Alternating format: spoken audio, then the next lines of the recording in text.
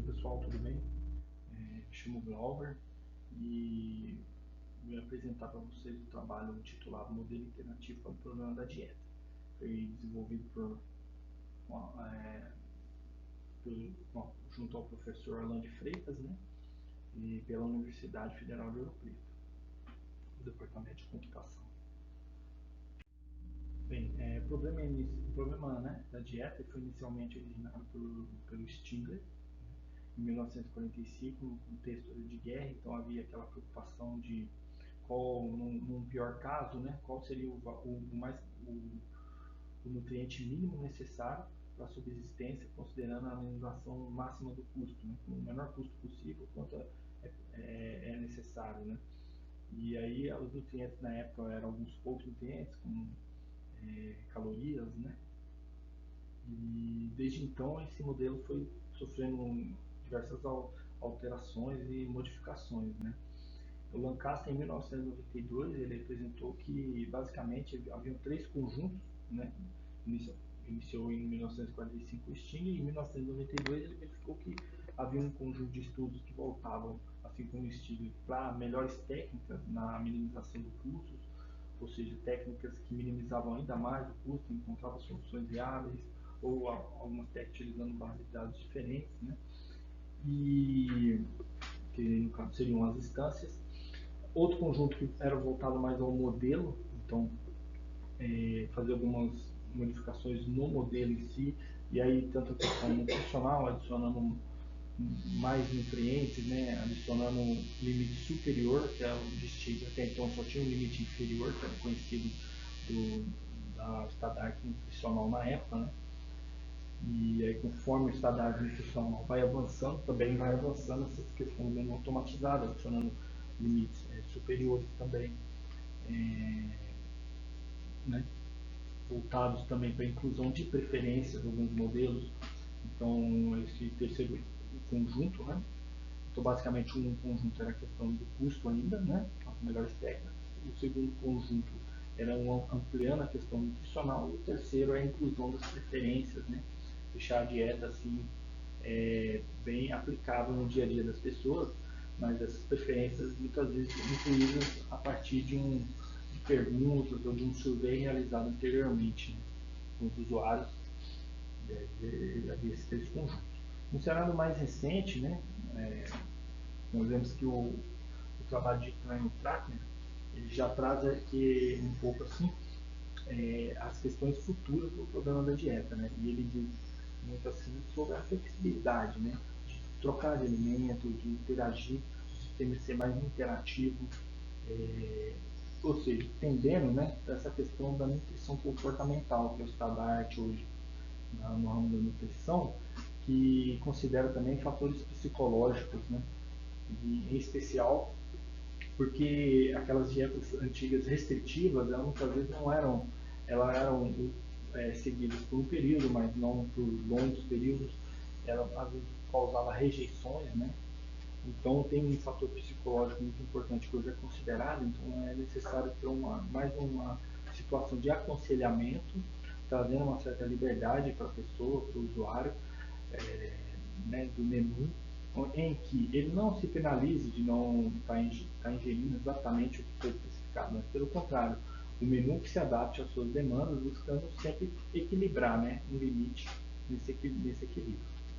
Então aqui tem a formulação inicial de Stigler, né, que ele busca minimizar o custo, né, o somatório dos alimentos incluídos, né, o custo, minimizar esse valor, considerando apenas o LBJ, né, um limite inferior.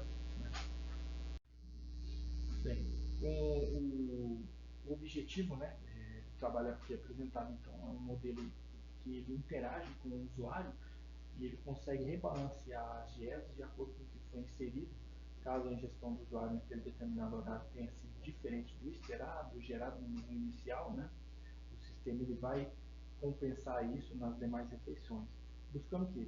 Trazer liberdade para o usuário, a flexibilidade e, ao mesmo tempo, atender a questão da saúde ou minimizar o impacto que teria dessa liberdade, no caso. Né?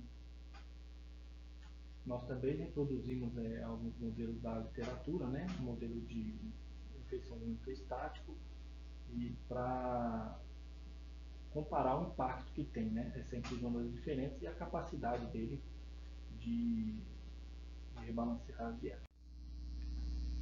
Bem, o algoritmo ele pode ser utilizado com diferentes bases de dados, né, mas neste caso nós utilizamos a base de dados TACO, né, que foi criada pela Unicamp, contém 568 alimentos integrais, né, sua maioria na integrais, e neste caso ele tem uma porção de 100 gramas 100 ml, é que foi necessário fazer criar tamanho de porções por categoria, que o algoritmo ele utiliza, é um algoritmo, ele é um problema inteiro, né? Então tem uma porção, duas, três, até três, de 0 a 3 porções para ser incluído na dieta, então é necessário ter um tamanho considerável para essas porções. Então aí foi feita essa adaptação. Da base de dados também foram considerados 10 nutrientes, né? Esses 10 nutrientes é o que os últimos trabalhos têm considerado, por exemplo, o trabalho do Silva, e então fica até interessante também para depois fazer uma comparação. E a meta calórica de 2.000 calorias diárias, que é o recomendado pelo Ministério da Saúde, né? Alguns nutrientes já têm limite superior e inferior, outros nutrientes não, só têm realmente o limite inferior, né? O mínimo recomendado. Essa informação foi importante para a criação das penalidades. A questão da função objetivo, ela é baseada na minimização do desvio calórico.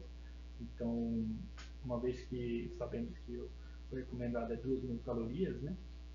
Então, a gente vê a diferença do total de calorias encontrado da dieta gerada e diminuímos da meta e o valor encontrado, no caso o ideal seria o zero, o algoritmo tenta minimizar esse valor sempre. No entanto, a gente percebe que nessa função objetivo também é incluído as penalidades. Né? As penalidades, aquela forma no canto inferior direito, né? Mostra aquela formulação, ela calcula a penalidade de maneira proporcional. Né?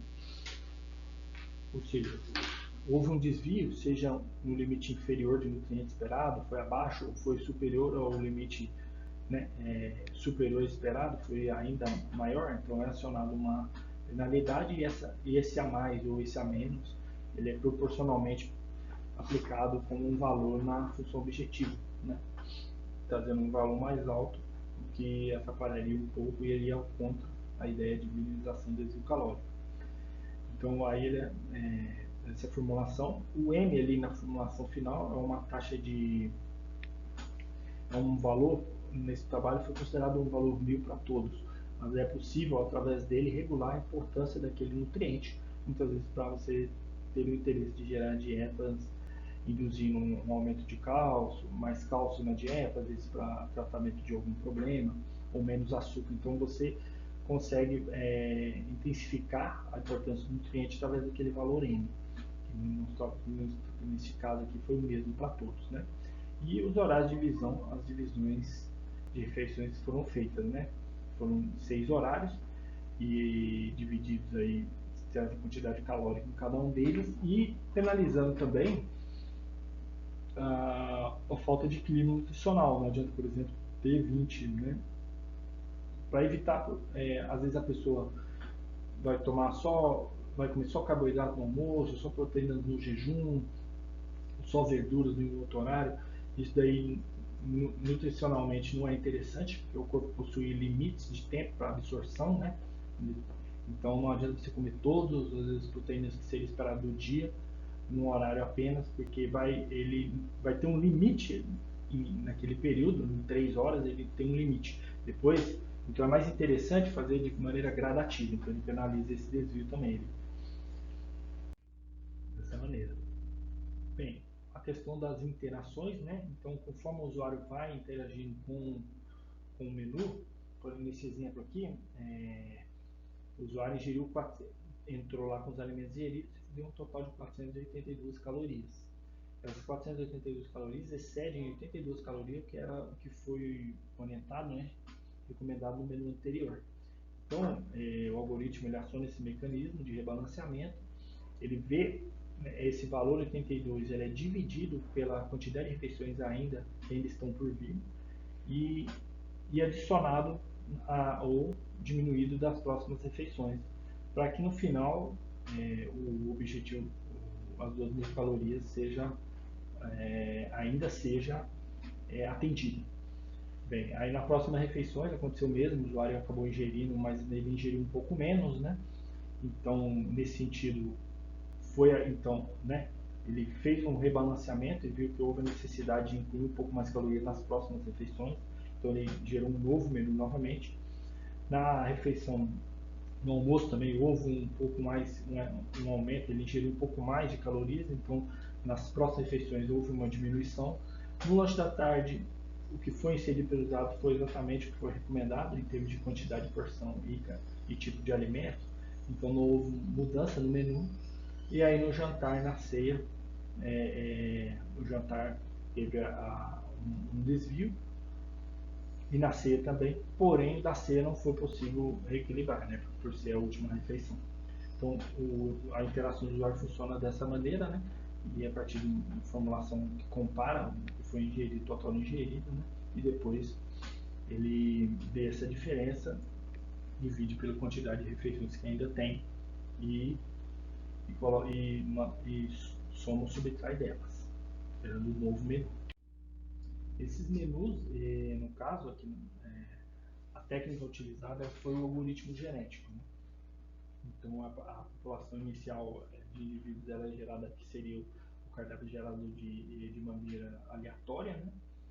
E aí, a partir dessa população inicial, são de 100 indivíduos, são feitas 2.500 gerações, né? Limite, então o limite não seria o número de gerações, com uma taxa de mutação específica, né, de 0,4, uma taxa de cruzamento de 0,6. O algoritmo foi desenvolvido em C++, rodado executado na nuvem, né, e os resultados aqui apresentados, eles foram baseados na média de desvio padrão de 30 execuções, né. Inicialmente foi feito apenas um comparativo para verificação, porque houve um grande impacto aí no método de seleção, né. O método de torneio apresentou um resultado melhor num tempo interessante, um tempo assim para uma perspectiva de produção, né. Então aí foi o método selecionado, né. Então, primeiramente, o modelo estático de refeição única, ele atingiu, né, a questão das 2.000 calorias em todos os menus gerados. No entanto, quando vemos a questão nutricional, dá para perceber que alguns menus gerados tiveram um pouco excesso de carboidrato, enquanto todos tiveram um excesso de magnésio. E daí, possivelmente, talvez seria interessante nesse sentido comparar com outras técnicas, e aí talvez para trabalhos futuros, né, aprimorar a técnica que foi utilizada para resolver esse modelo interativo, né. Mesmo porque já é conhecido que é possível sim ter dietas que estejam dentro do intervalo de magnésio e carboidratos. Então talvez a questão do excesso pode ser interessante, um algoritmo memético, né, que inicia a partir de a população inicial não é gerada de maneira aleatória, e as populações iniciais, os indivíduos e as soluções acabam tendo um valor menor de calorias, já que não são feitas de maneira aleatória e uniforme como no algoritmo atual, né. Quando incluímos a divisão de refeições, vemos que há um pouco de impacto aí, no sentido das refeições de poucas menores, como lanche, ceia e lanche 2. São refeições que têm uma meta de 200 calorias, e ele tem um pouco mais de... Para essas refeições, ocorreu um desvio de mais ou menos 100 calorias. Enquanto que para as refeições almoço e jantar, tanto na geração da dieta inicial com divisão das calorias, como no rebalanceamento, também na geração de dietas após o sistema rebalancear, o almoço e jantar teve um sucesso bem significante, como vemos na tabela abaixo, enquanto que para as refeições menores ocorre um pouquinho mais de excesso. Então, possivelmente também devido à população inicial, a técnica, né?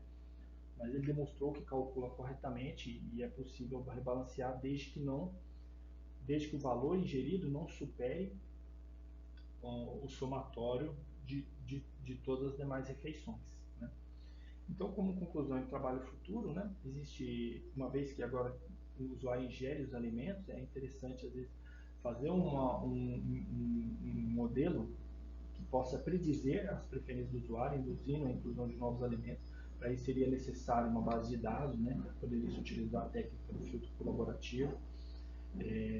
Também é interessante fazer essa melhoria na técnica de resolução do algoritmo genético para um algoritmo memético, pode ser bem interessante nesse sentido, para ter mais exatidão, para diminuir um pouquinho esse desvio que teve, que é, apesar de aceitável, mas se é possível de melhorar, vale a pena.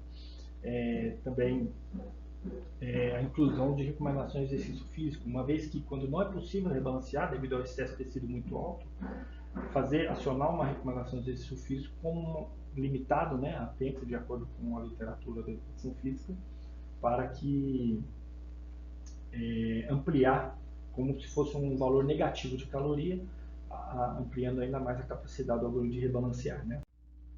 Essas foram as referências utilizadas e